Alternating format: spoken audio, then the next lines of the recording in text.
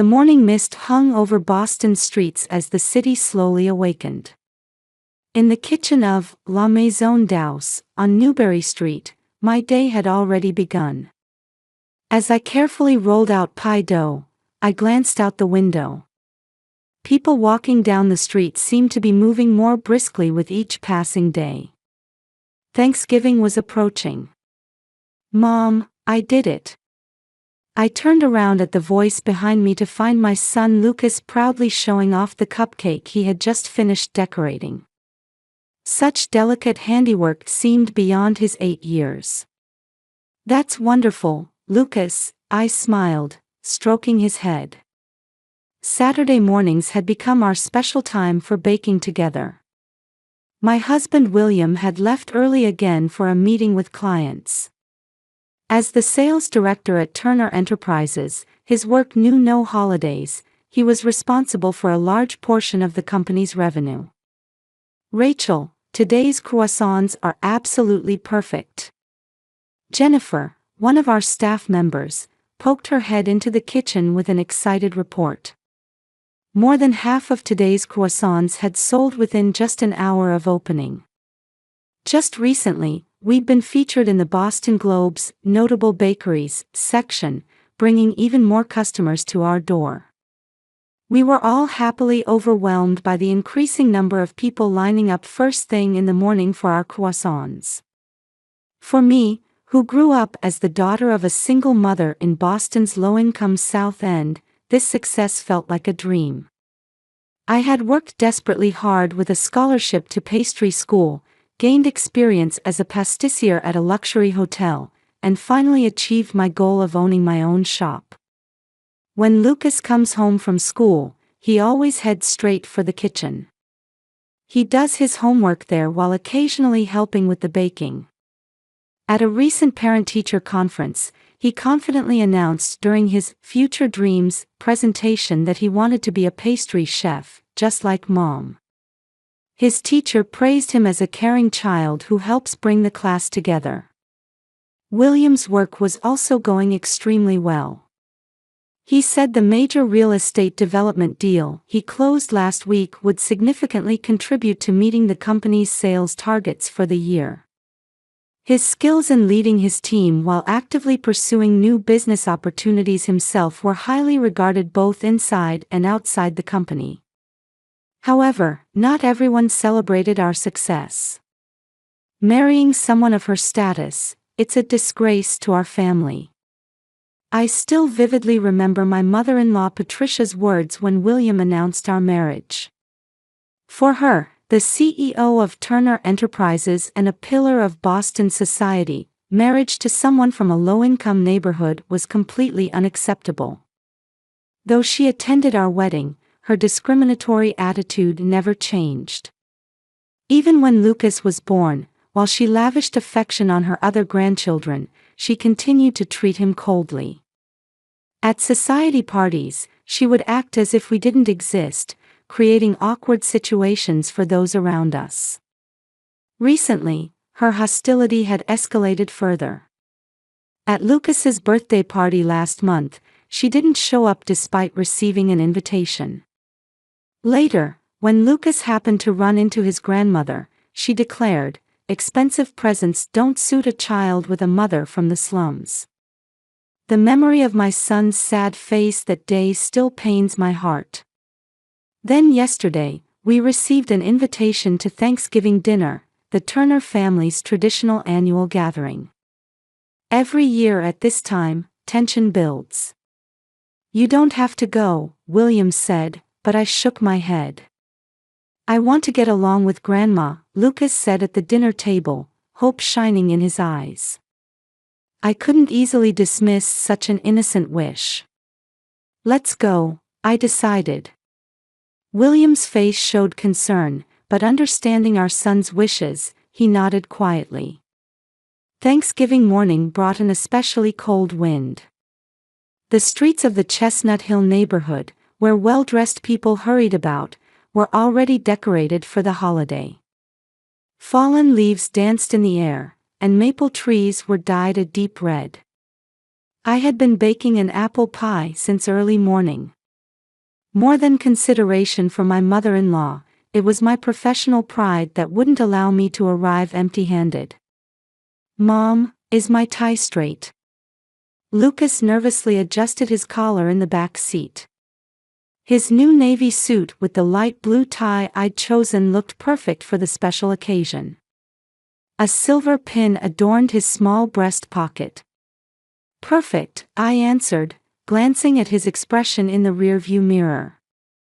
His face showed a complex mix of tension and anticipation. William's profile in the driver's seat was also more rigid than usual. I could see his hands gripping the steering wheel tighter than normal. When we arrived at the Turner mansion, several luxury cars were already lined up in the parking lot. Bentley, Mercedes, and Rolls-Royce, all gleaming in the winter sunlight. The Victorian-style building seemed to radiate a special brilliance for the occasion. The red brick exterior, elegant arched windows, and meticulously maintained front garden all spoke to the Turner family's history and authority. Opening the front door, we were met with warm air and the savory aroma of roasting turkey. The spacious hall, illuminated by sparkling chandeliers, was already filled with relatives. The women wore designer dresses, the men in tailored suits. My blouse from a boutique felt distinctly out of place. William, Rachel, Robert, my father-in-law, greeted us warmly. His mild-mannered nature always prioritized family harmony. His gray suit seemed to express both his dignity as chairman and his gentle personality. "Lucas, you've grown so tall," Robert said, gently patting his grandson's head. The surrounding relatives smiled naturally at the scene. Lucas's expression also began to relax as he reunited with his cousins. Among the group of 8-year-olds, he gradually let go of his tension. At first, everything seemed to be proceeding peacefully. The maids bustled about with table settings. The heavy silverware passed down through generations, delicately patterned white china, crystal glasses. The scene they created was as beautiful as a painting. Pure white candles burned in antique holders, their soft light reflecting off the pristine white tablecloth. In the center sat an enormous turkey. Perfectly browned, it was surrounded by traditional Thanksgiving dishes: cranberry sauce, mashed potatoes, green bean casserole, and sweet potato gratin. The dessert cart elegantly displayed my apple pie alongside pumpkin and pecan pies. "Ladies and gentlemen, please take your seats," James the butler announced, prompting about 20 family members to gather around the large dining table. The Turner cousins and their families, aunts and uncles, even distant relatives, family members who usually lived separate lives came together on this day. Then came the sound of high heels descending the stairs. Patricia appeared, wearing an emerald green dress with a diamond necklace. Though she wore a perfect smile, something felt unnatural about it. I sensed something cold lurking behind those eyes. "Rachel, what a lovely blouse," she said. I merely nodded slightly, recognizing the sarcasm in her compliment from years of experience. Behind her, the maids paused briefly, watching the scene unfold. Family members took their seats according to the place cards. Robert and Patricia sat at the head of the table, with the elder relatives beside them. We were directed to seats in the middle. Lucas's place was next to mine. But as we approached those seats, my blood ran cold. Instead of the silver service plate, there was a stainless steel dog food bowl on the table. It was filled with brown kibble. The edge was engraved with the word "puppy." For a moment, silence fell. I could hear the gasps of surrounding relatives. One uncle coughed, a cousin let out a small scream. An elderly aunt turned away, while a younger cousin stared at the floor. Lucas's hand gripped my sleeve. I could feel his small fingers trembling. What is the meaning of this?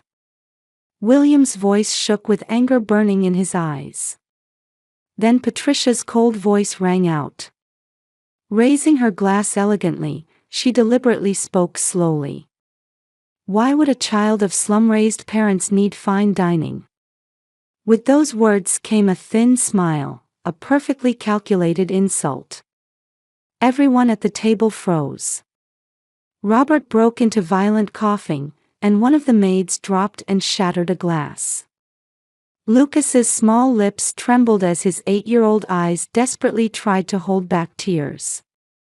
Watching this scene, something in my heart quietly but definitively transformed into resolve.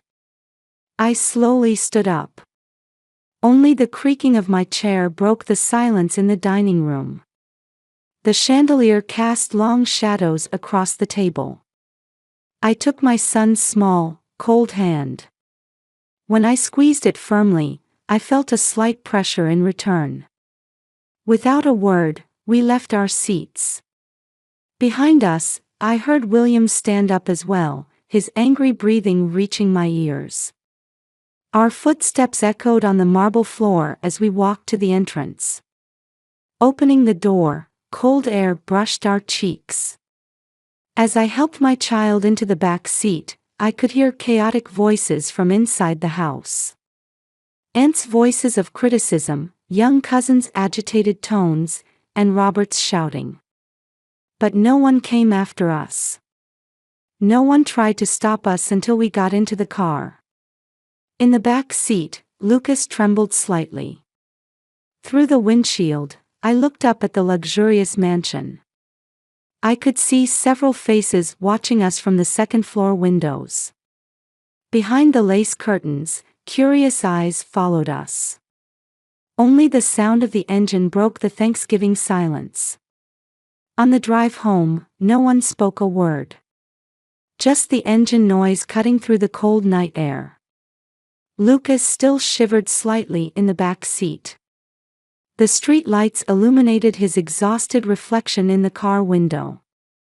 Even after entering our warm home, the humiliation we suffered at the Thanksgiving table cast a cold shadow over our hearts. The living room lights, usually warm and welcoming, seemed to cast strange shadows tonight. Lucas, let's get you in the bath, I said gently, putting my arm around his shoulders. He nodded silently, still unable to find the courage to speak. As I helped him out of his new suit, I felt his small back occasionally trembling. The fine fabric that should have been filled with his tension and excitement. I thought about what had happened tonight. Why did she need to be so cruel to an innocent child? As warm steam filled the bathroom, I gently washed his back. Usually talkative, he remained silent. That silence squeezed my heart. When we returned from the bathroom, he seemed to have regained some composure.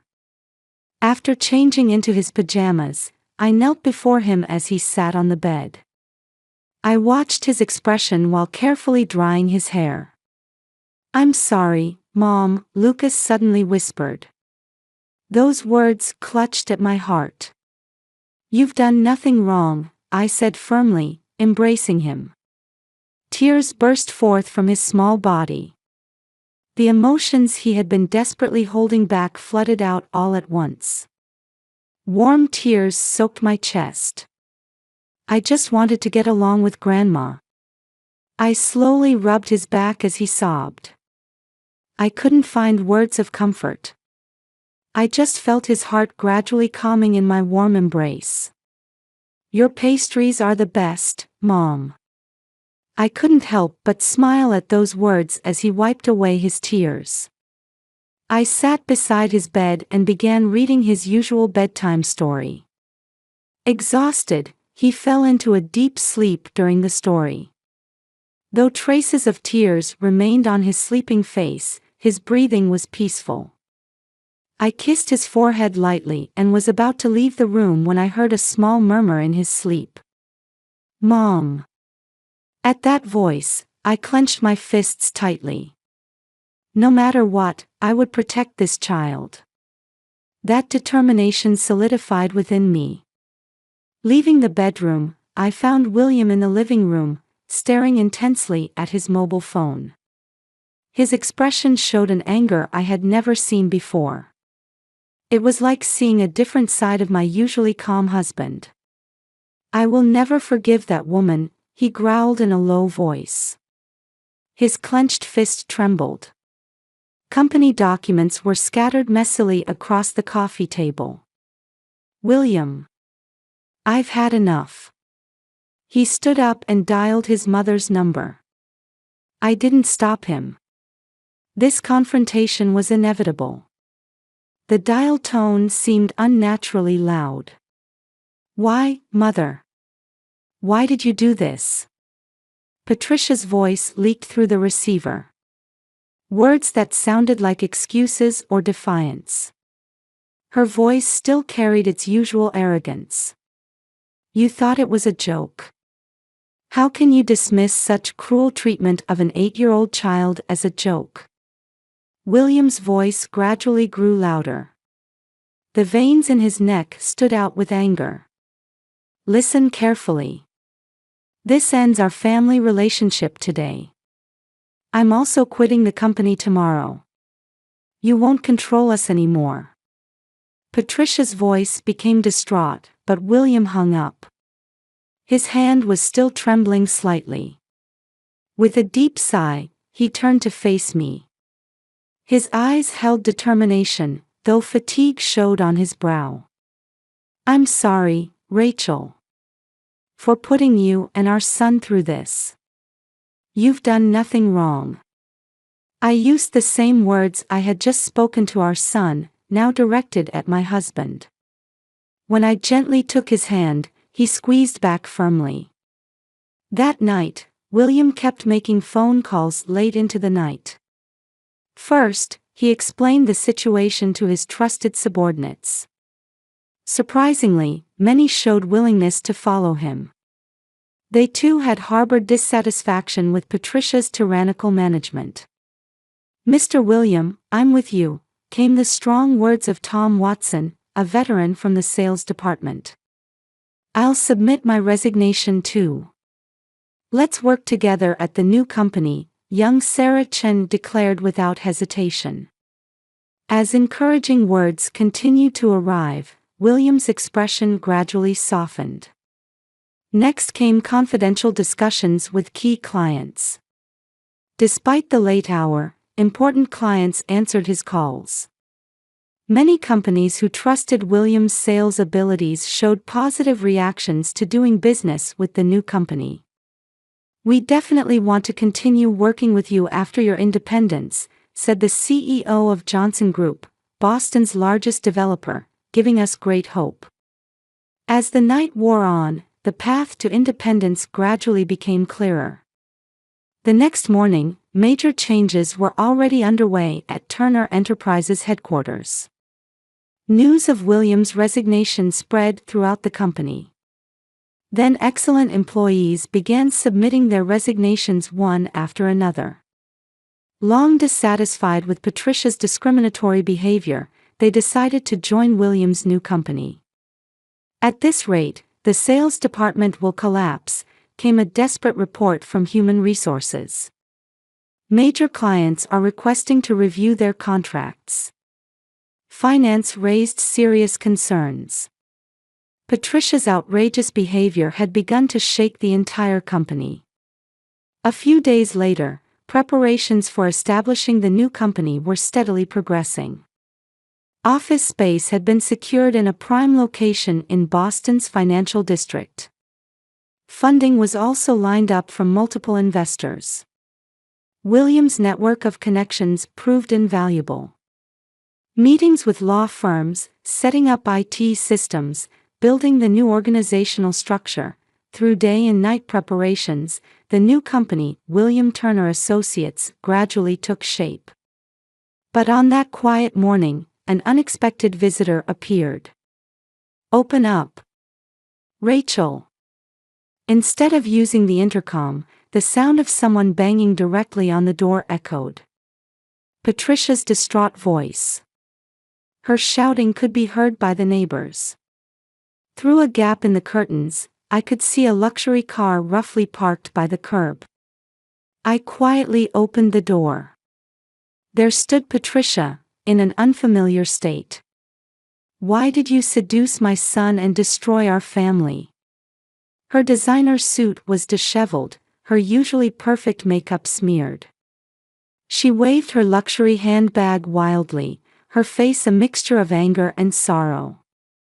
The mask of social elite and Turner Enterprises CEO had completely fallen away. "Think carefully about who really destroyed the family," I answered calmly but firmly. Just then, we heard movement upstairs. Lucas must have woken up. "You treated your own grandson like a dog. Is that what family does?" Silence. "I won't listen to words from someone of your status." Then William's voice rang out from behind me. "That's enough, Mother." He stood at the door, stepping forward to shield me. My husband's straight-backed figure looked dignified. "Leave. Don't ever show yourself to us again." His voice carried unwavering determination. Patricia stared at her son as if looking at a stranger. For a moment, regret seemed to flash in her eyes. But that emotion was quickly hidden beneath her arrogant expression. "I have my pride too," she said in a trembling voice, then turned on her heel. We silently watched as she got into her luxury car. Her back had completely lost its former dignity. The sound of the door closing echoed quietly, like announcing the start of a new morning. Lucas came down from upstairs and took our hands. In those small hands, we felt hope for our new future. The hallways of Turner Enterprises had lost their former vitality. A week after William's departure, an unusual atmosphere enveloped the entire company.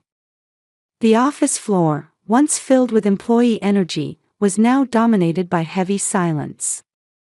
Over half of our major clients have requested contract reviews. This quarter's sales forecast is down 40% from last year, reported Finance Director Mr. Gray in a trembling voice at the board meeting. Before him lay a several-inch thick report. The numbers written in red told the story of the company's critical situation. The decline in the real estate development division was particularly serious, with new project orders almost at a standstill. The turnover rate in the sales department has exceeded 70%. Most remaining employees are actively job hunting. With recent graduates declining their offers, next year's staffing plan has completely collapsed, came the serious report from Human Resources. Following William's departure, talented personnel continued to leave the company. The exodus of young employees was particularly notable, severely depleting the layer that should have been the company's future. Patricia tried to argue in her usual high-handed manner. But her voice lacked its former strength. Signs of fatigue showed through her makeup. "We've received a formal request from institutional investors to hold an emergency shareholders meeting. The agenda includes management restructuring," announced the legal director, causing board members to catch their breath. Pressure from major shareholders was increasing daily. The company's stock price had plummeted, continuing to set new all-time lows. Market capitalization had decreased by 30% in just 1 week. Suddenly, the conference room door burst open. "What is the meaning of this?" Robert stormed in holding a newspaper. The front page headline read, "Turner Enterprises CEO suspected of misappropriating company assets."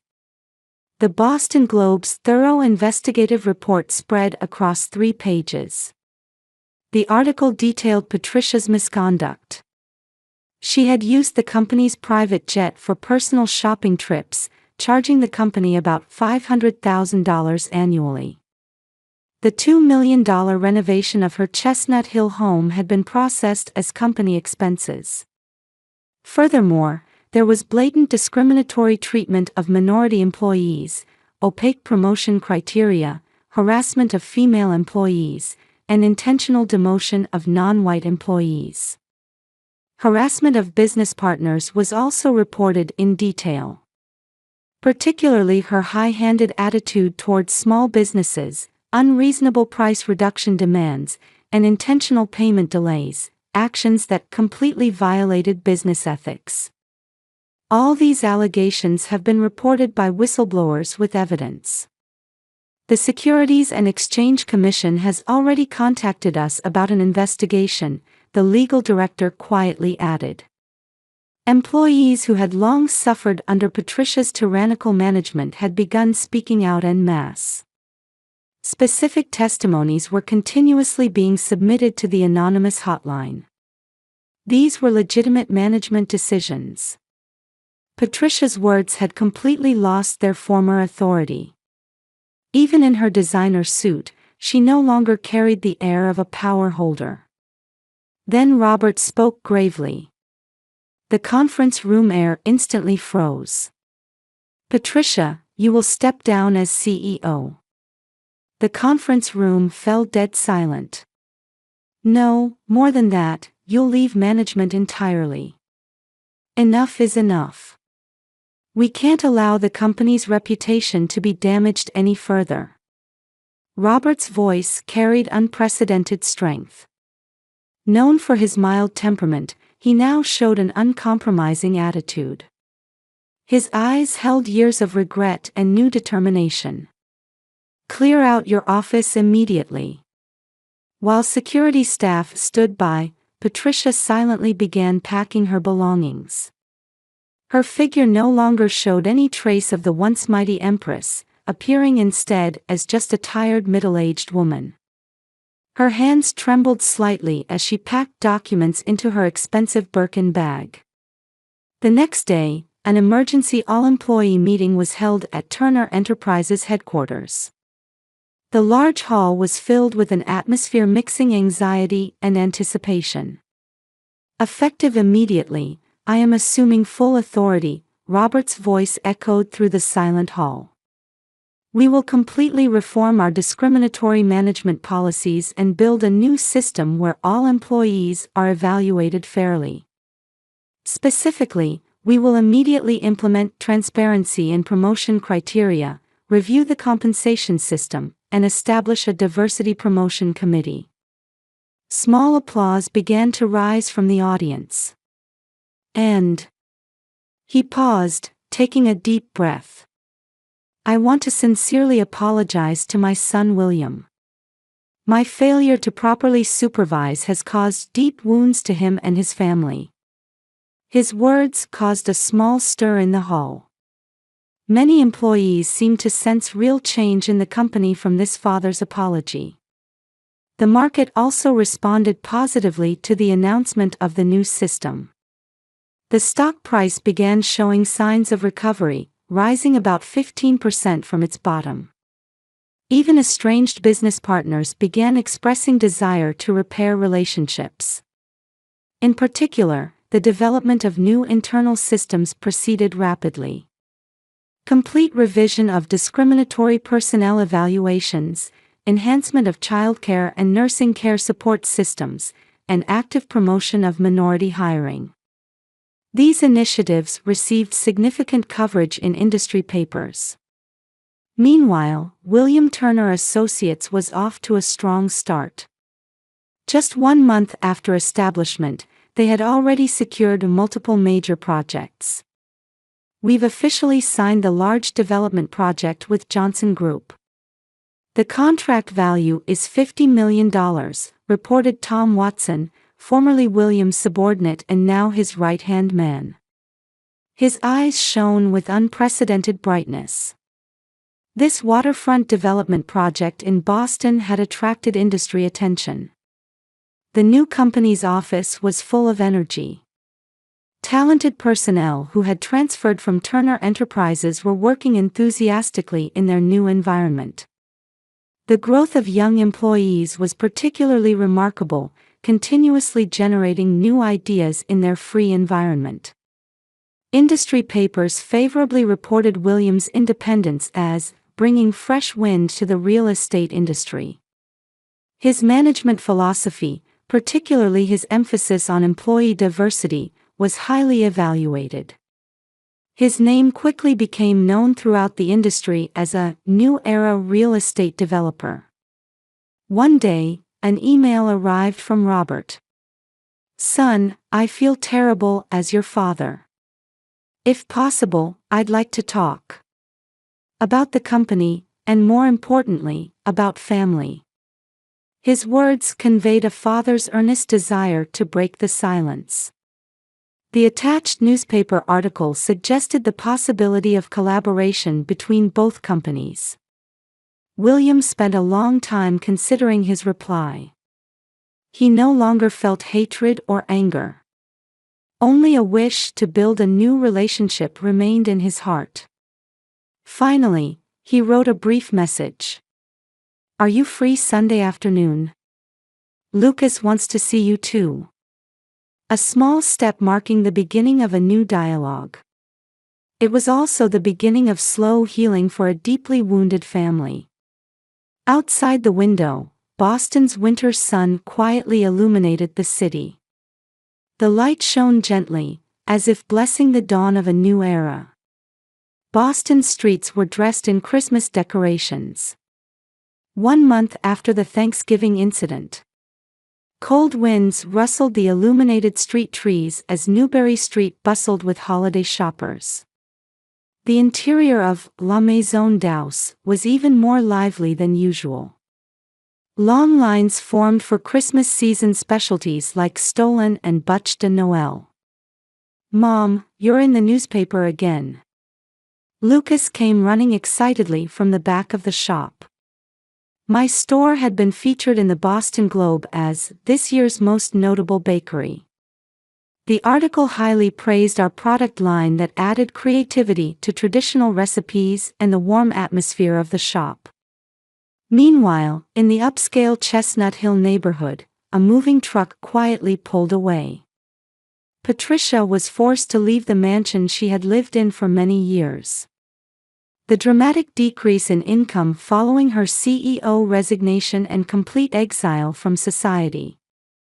Her former friends now acted as if she didn't exist.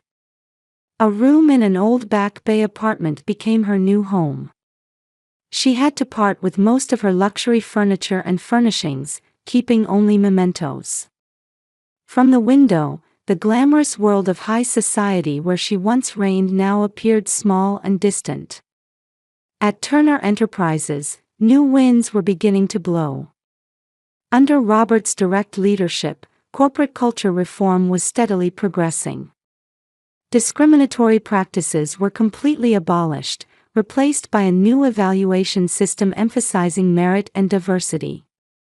Then one day, "I'd like to consider a merger between our companies." Robert's proposal to Williams sent shockwaves through the industry. A vision of father and son joining forces to create a real estate development company for a new era. It meant more than just a business integration.